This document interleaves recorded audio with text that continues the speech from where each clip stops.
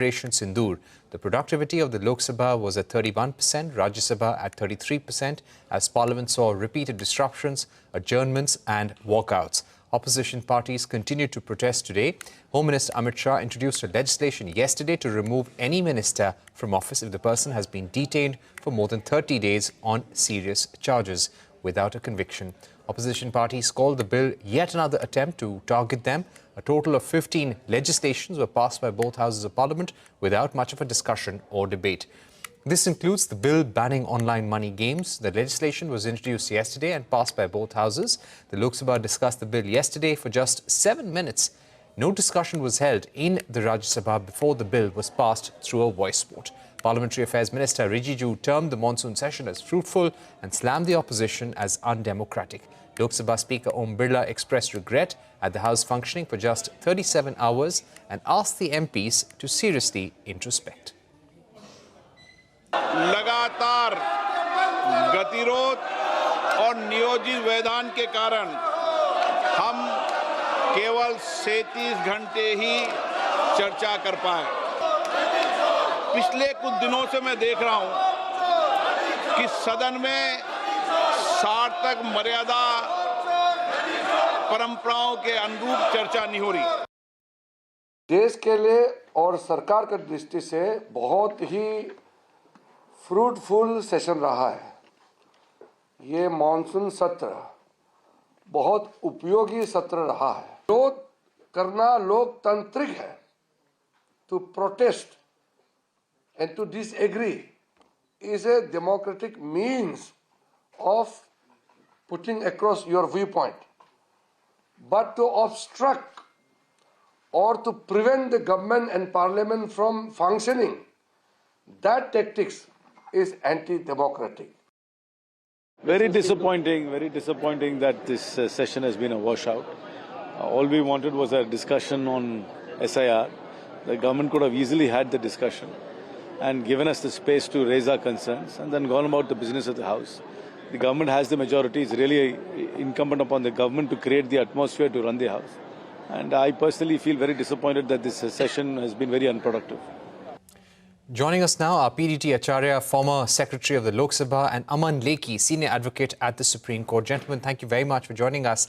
Mr. Acharya, let me begin by asking you, how difficult would it be for the government to get this bill through Parliament and turn it into law? Currently, this has gone to a JPC. I don't think the government will be able to pass this bill because of the number, because it requires a number. There are two things. One is the majority of the total membership of the House and 2/3 of the members present and voting. Now, I will do a little arithmetic here. You know, the total number of members of Lok Sabha is 543. And suppose all the 540 members or 543 members are present in the House when the voting takes place.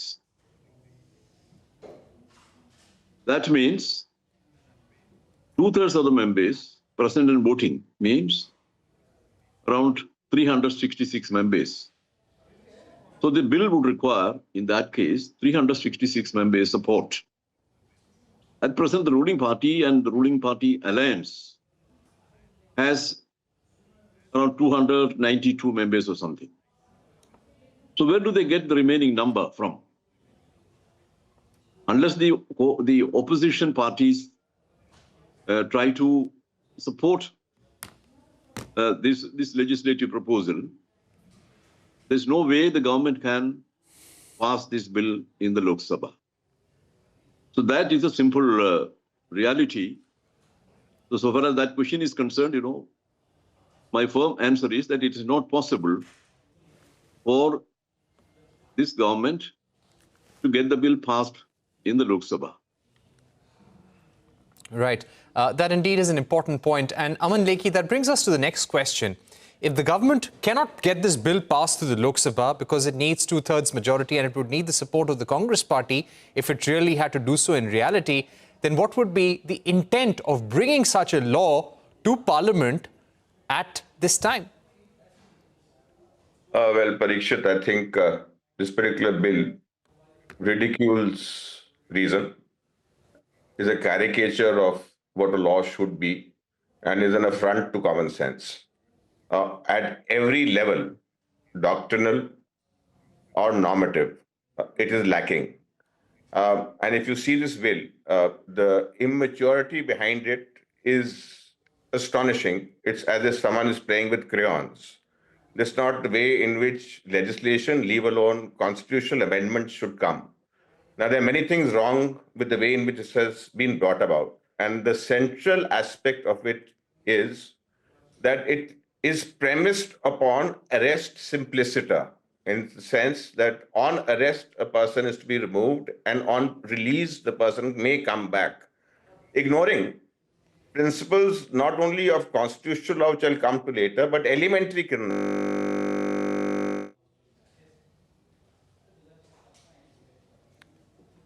All right, we seem to be losing that link with Aman Lekhi, senior advocate. Let me go back to PDT Acharya at this point. Mr. Acharya, when it comes to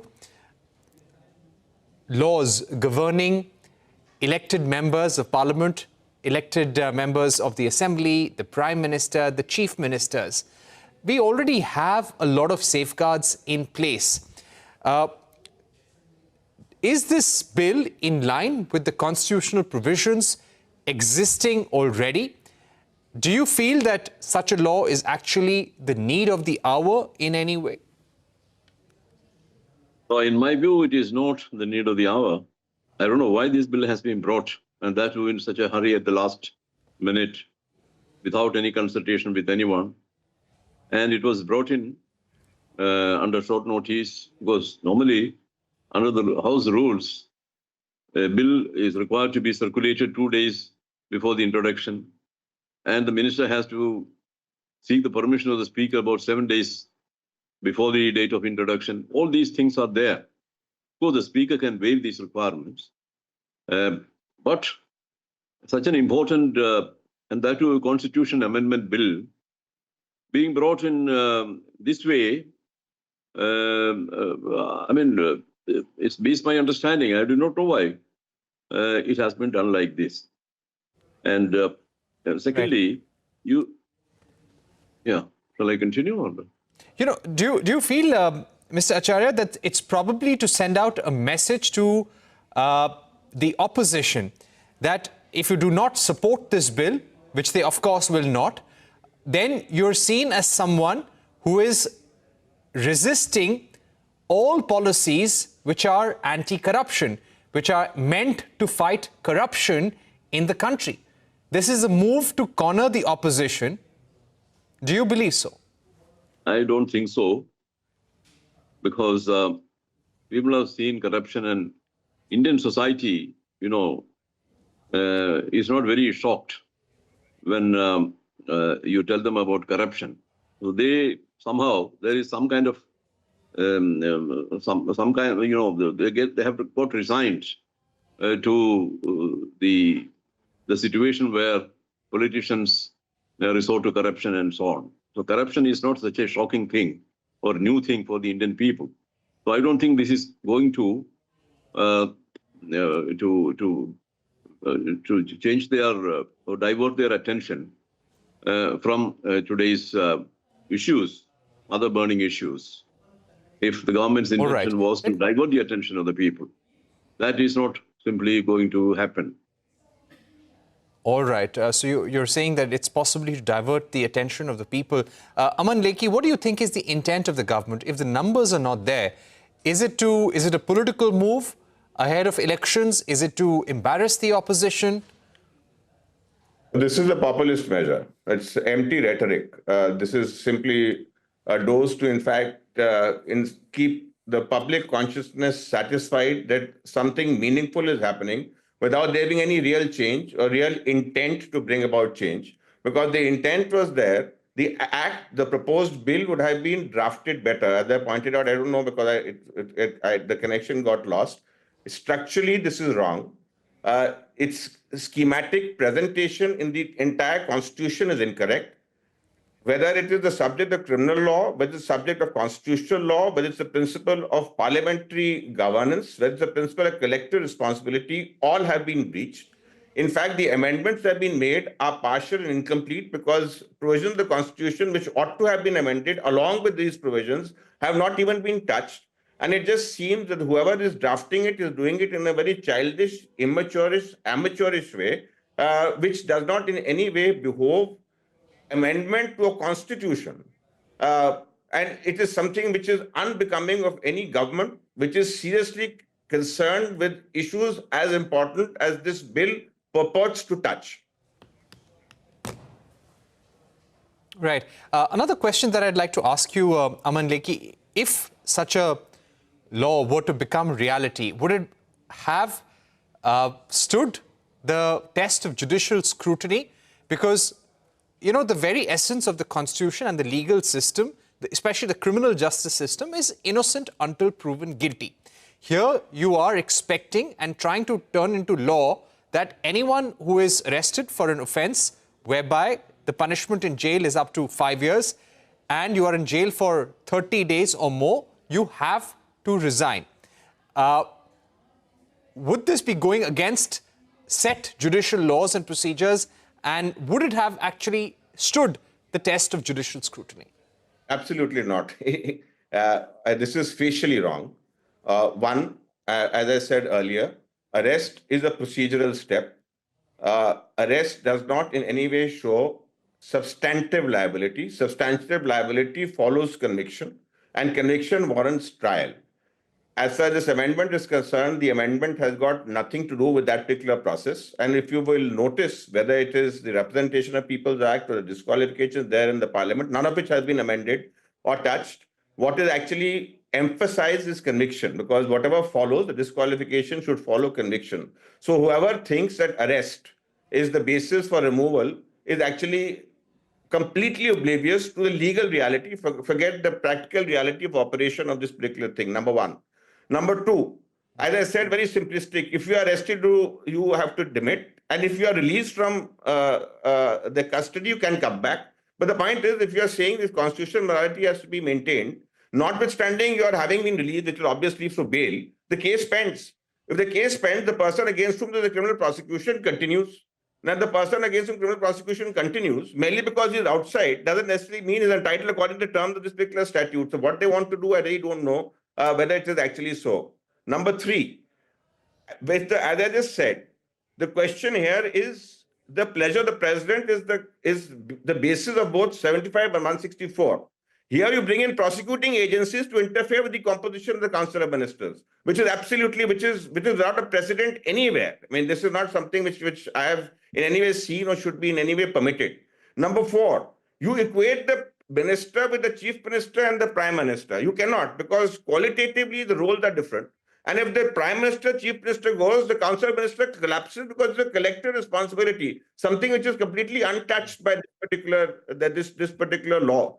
On every count, even Right. see, on every count, I feel this is lacking, and there are not one, but many grounds on which it can be challenged. All right. Thank you very much, Mr. Aman Lekhi and Mr. PDT Acharya, for joining us on the program. We're taking a short break, but don't go anywhere. We get you an interview with DPAM Secretary Arunish Chawla on the government's divestment roadmap on the other side.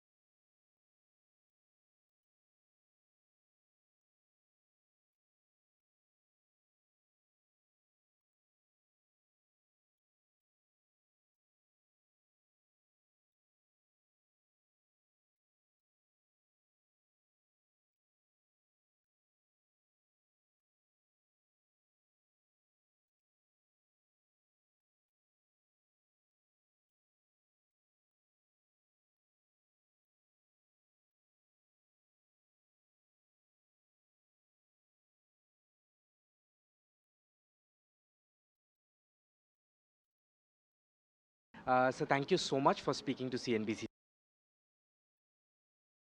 So thank you so much for speaking to CNBC. So thank you so much for speaking to CNBC TV18. I want to start by talking about the larger strategy